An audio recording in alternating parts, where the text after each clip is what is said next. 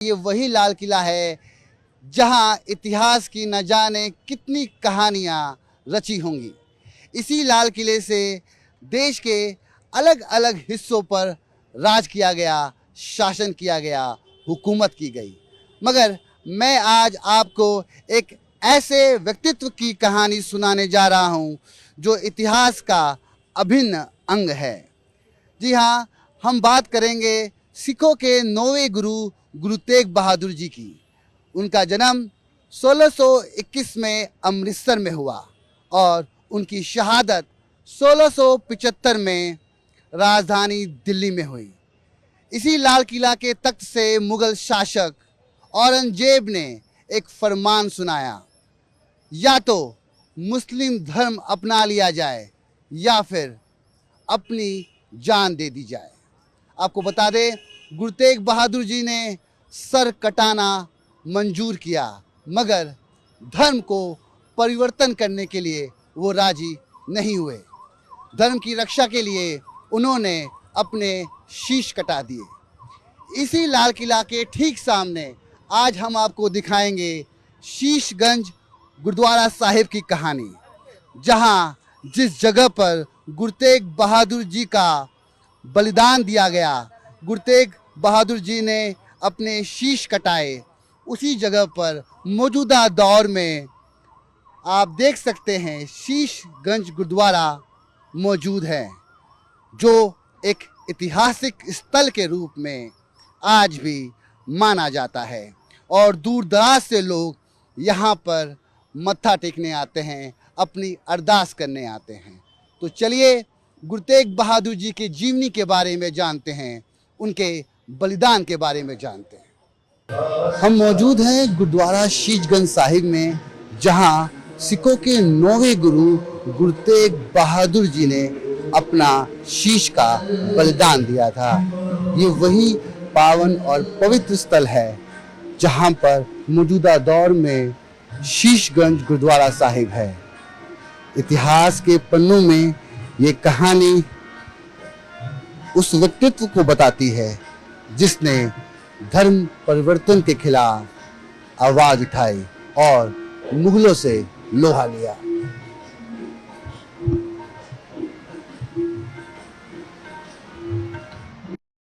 ਇਹ ਪੇੜ ਥੱਲੇ ਬਹਿ ਕੇ ਉਹਨਾਂ ਇਸ਼ਨਾਨ ਕਰਕੇ ਇਹ ਪੇੜ ਥੱਲੇ ਬਹਿ ਕੇ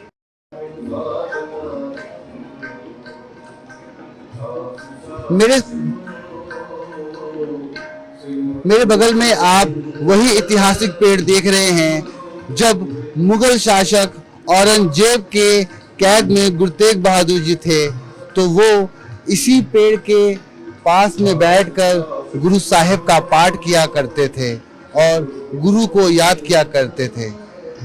जब तक वो सजा काट रहे थे तब तक उनका नियमित रूप से यही वो काम किया करते थे। जब वो स्नान के बाद इस पेड़ के पास बैठकर गुरु साहब को घंटों पाठ किया करते थे, उन्हें याद किया करते थे। और ये वही पेड़ आज भी शीशगंज गुरुद्वारा साहिब में ऐतिहासिक धरोहर के रूप में लोग यहाँ पर आते हैं और सर झुकाते हैं, मत्था टेकते हैं और बाबा जी का आशीर्वाद लेते हैं।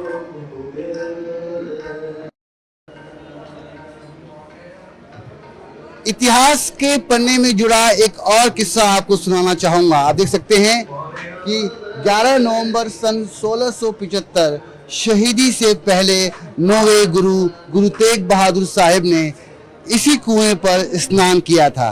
जी हाँ, हमने जो पेड़ दिखाया आपको, वहाँ गुरु तेग बहादुर जी गुरु साहिब का पाठ किया करते थे और जब तक उनकी यहाँ पर सजा रही, वो कैद रहे, तब तक वो इसी कुएं से, जो कि ऐतिहासिक कुआं है, और जो भी श्रद्धालु यहाँ पे आते हैं वो यहाँ पर जरूर यहाँ इस कुएं का पानी भी पीते हैं और इस जगह के दर्शन भी करते हैं।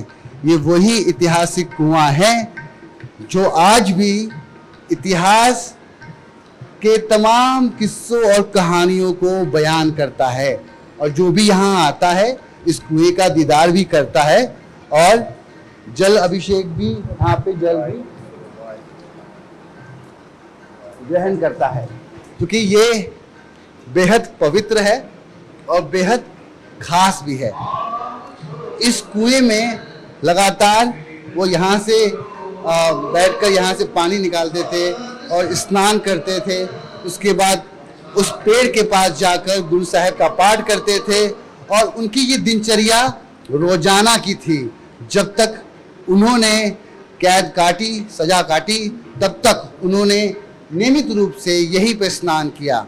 और एक दिन उन्होंने गुरु तेग बहादुर जी की तमाम जो साथ के लोग थे उनके साथ वो यहाँ बातचीत किया करते थे और वो बात ये भी करते थे कि कल कैसे तमाम चीज़ों को करना है, क्योंकि हर दिन जो मुगल शासक था वो बेहद क्रूर था और बेहद यातनाएं करता था। हर दिन वो नई नई चीज़ें करता था ताकि वो गुरु साहिब को मना सके कि वो धर्म परिवर्तन करें। मगर धर्म परिवर्तन करने के लिए उनको लाख कोशिशें की गई, मगर उन्होंने ये नहीं माना और उन्होंने कहा कि वो शीश कटा सकते हैं मगर धर्म परिवर्तन नहीं कर सकते और शहादत दे दी।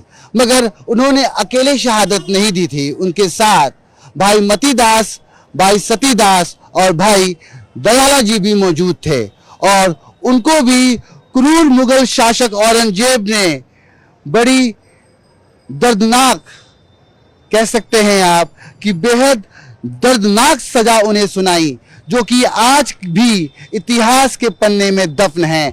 आइए मैं आपको उस जगह ले चलता हूं जहां भाई मतीदास, भाई सतीदास और भाई दयाला जी को शहादत दी गई और उन्होंने यहाँ बलिदान दिया। आप देख सकते हैं कि तस्वीरों के माध्यम से, चूंकि सजा इतनी भयानक थी कि देखने वाले की रूह कांप जाए। आप देख सकते हैं कि भाई मतीदास को एक तस्वीर के माध्यम में बताया गया है कि उस वक्त क्या हुआ था। उनको आरी से बीच से काट दिया गया था। आप तस्वीर से ये कल्पना कीजिए कि ये सजा कितनी भयानक होगी, कितनी तकलीफदायक होगी। उसके बाद भाई सतीदास जी, आप इस तस्वीर से आप देखेंगे कि भाई सतीदास जी को किस तरीके से यहाँ पर दर्शाया गया है कि उनको जो सजा मिली थी उनको रुए में इस तरीके से लपेट कर आग लगा दी गई थी और उन्होंने शहादत दी। आप देखिए कि किस तरीके से ये सजा थी, कितनी भयानक और दर्दनाक सजा। और उसके बाद भाई दयाला जी बड़े से बर्तन में उबलते खौलते पानी में भाई दयाला जी को मौत की सजा दे दी गई और उन्होंने इस सजा को हंसते हंसते अपना लिया। गुरु तेग बहादुर जी के साथ ये वो 3 शख्स थे जिन्होंने शहादत दी और इतिहास उन्हें भी नमन करता है। आप देख सकते हैं कि गुरुद्वारा शीशगंज साहिब के ठीक सामने ये एक स्थल बनाया गया है जहाँ पर उनको नमन किया जाता है, क्योंकि ये वही जगह थी जहाँ पर उन्हें ये सजा सुनाई गई। और उस वक्त आप अंदाज़ा लगाइए कि सामने आप देख सकते हैं कि शीशगंज गुरुद्वारा जहाँ पर गुरु तेग बहादुर जी कैद थे और यहाँ पर उनके 3 साथी भाई मतीदास, भाई सतीदास, भाई दयाला जी। क्रूर शासक औरंगजेब की सजा उनके लिए कोई बड़ी बात नहीं थी, क्योंकि उन्होंने इसको हंसते हंसते अपना लिया। गुरु तेग बहादुर जी ने उस वक्त औरंगजेब को कहा कि मैं सर कटा सकता हूं मगर अपना धर्म त्याग नहीं सकता। तो फिर क्या हुआ? उसके बाद हुआ यूं कि औरंगजेब ने गुरु तेग बहादुर जी को 3 शर्तें दी। पहली शर्त कि आप धर्म परिवर्तन कर लें, इस्लाम धर्म को अपना लें। दूसरी शर्त कि आप चमत्कार दिखाएं और तीसरी शर्त आप अपनी जान दे दें। गुरु तेग बहादुर जी ने हंसते हंसते औरंगजेब के सामने अपनी बात रखी और उन्होंने कहा कि मैं ना तो चमत्कार दिखाऊंगा और ना ही इस्लाम धर्म कबूल करूंगा। और तीसरा ऑप्शन उन्होंने सबसे पहले हंसते हुए अपना लिया और औरंगजेब ने कहा कि ठीक है, फिर तुम्हें अपने शीश का बलिदान देना होगा। और गुरु तेग बहादुर जी ने उसी स्थल पर अपने शीश को त्याग दिया। आप देख सकते हैं कि उसी स्थल पर मौजूदा दौर में शीशगंज गुरुद्वारा स्थापित है और जो कि मौजूदा दौर में दुनिया भर के लोगों के लिए एक आस्था का केंद्र है। नई दिल्ली से कैमरामैन प्रकाश गुप्ता के साथ मैं रवि मिश्रा, न्यूज़ 18।